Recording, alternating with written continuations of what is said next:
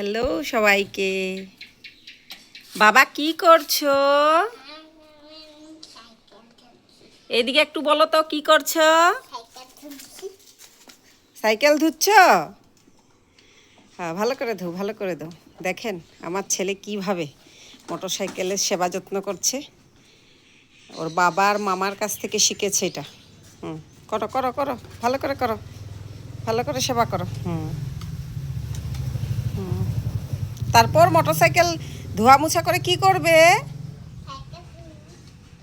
Cycle ধুবে। দেখেন আবার shampoo দিয়ে পরিষ্কার করছে। বাপরে বাপরে বাপ। এখন কি করবে? স্নান করাচ্ছ? স্নান করাচ্ছ?